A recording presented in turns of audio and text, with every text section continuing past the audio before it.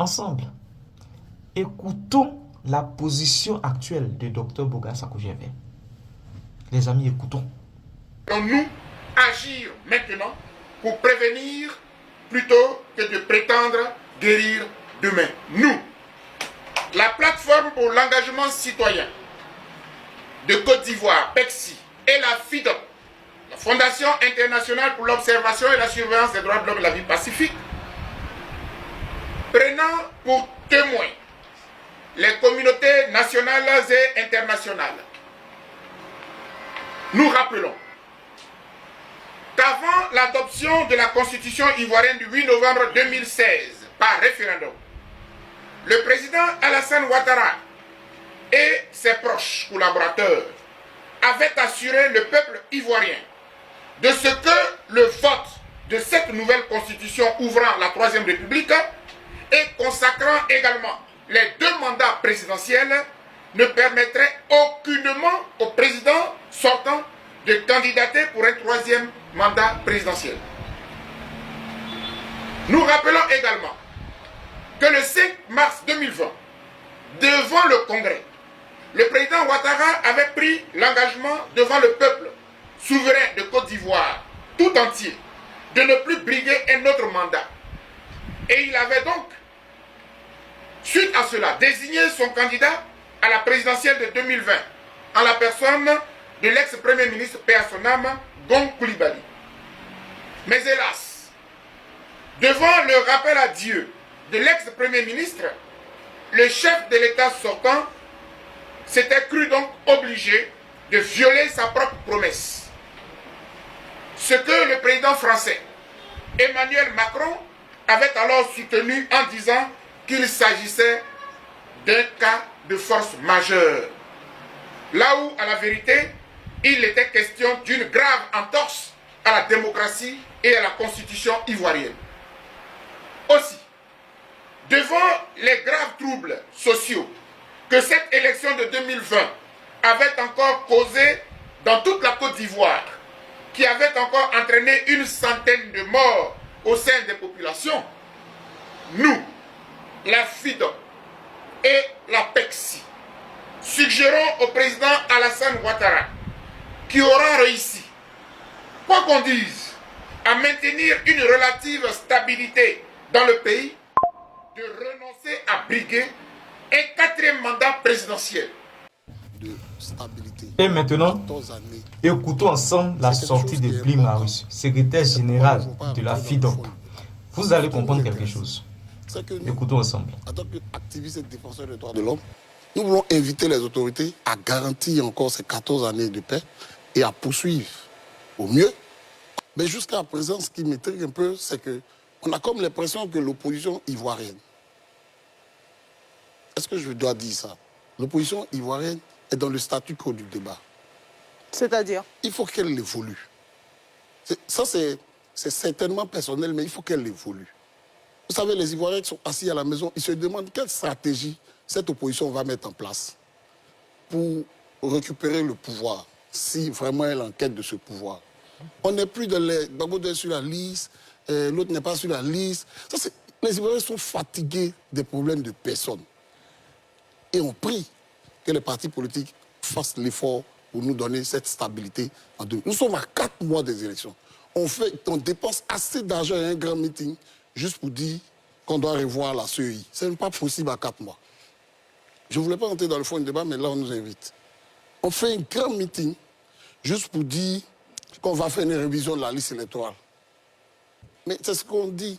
On fait un grand meeting, et j'ai entendu M. Kouadjussin le dire tout à l'heure, juste pour inviter le gouvernement au dialogue. Ça, c'est bon. Mais nous pensons que si le gouvernement n'arrive pas au dialogue, messieurs des partis politiques de l'opposition, organisez-vous à aller aux élections. Parce que ce qui est vrai, c'est qu'il y aura élection en 2025 et ce sera en octobre. Alors organisez-vous. L'intervention de Bli Marius, secrétaire général de la FIDOP. Voyez-vous, quand j'ai écouté sur la sortie du frère, c'est quelqu'un que je connais personnellement. On ne s'est jamais vu physiquement, mais on a eu à travailler au sein de la FIDOP ensemble. Mais quand j'ai écouté sa sortie, que nous venons tous d'écouter d'ailleurs, j'ai eu très mal.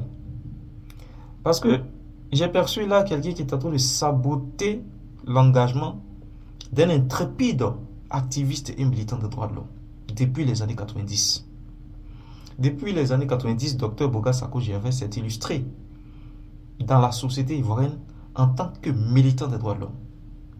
Et il a toujours défendu cette cause. Et Dr Boga Sako Gervais, moi je l'ai connu lorsque j'étais en Côte d'Ivoire en 2010, en pleine crise électorale en Côte d'Ivoire. Et sur le plateau de la RTI, il a dénoncé, il s'est opposé à la barbarie, à l'oppression occidentale contre un État. Ça a toujours été ça, son fer de lance. Et quand Dr Boga Sako Gervais s'exile, par force parce que sa vie était menacée en Côte d'Ivoire, il poursuit ce combat-là, qui a pris pratiquement près de 5 à 6 années de sa vie, ici en Europe. En plein exil, il poursuivait ce combat-là. Il poursuivait ce rêve de combattre l'illégalité. Et c'est dans ce combat-là que nous avons rejoint Dr Boga Sako Gervais.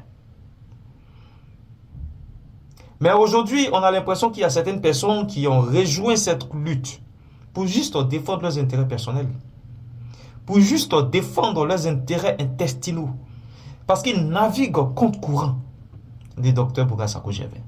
Pendant que Dr Boga Sako Gervais s'érige contre cette machine criminelle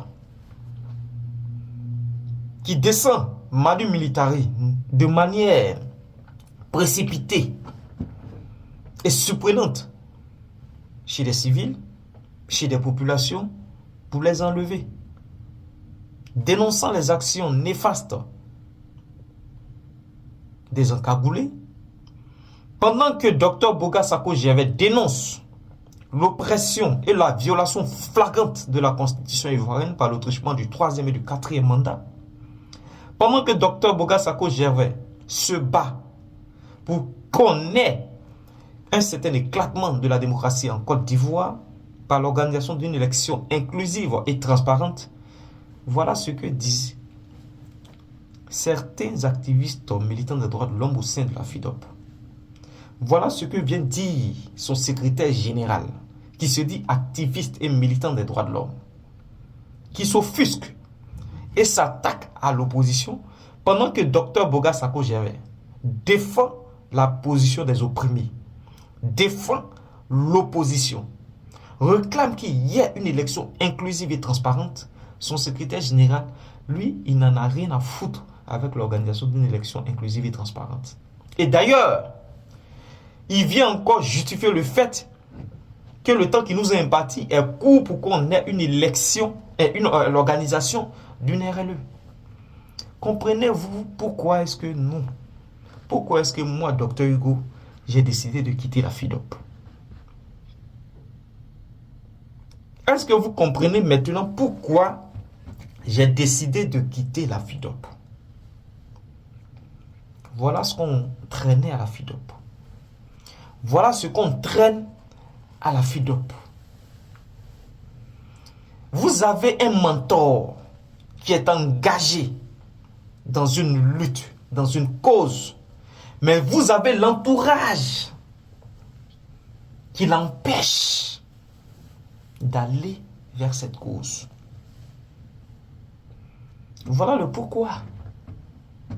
Voilà des éléments qui, au fil du temps cumulé, nous ont poussé à quitter la FIDOP.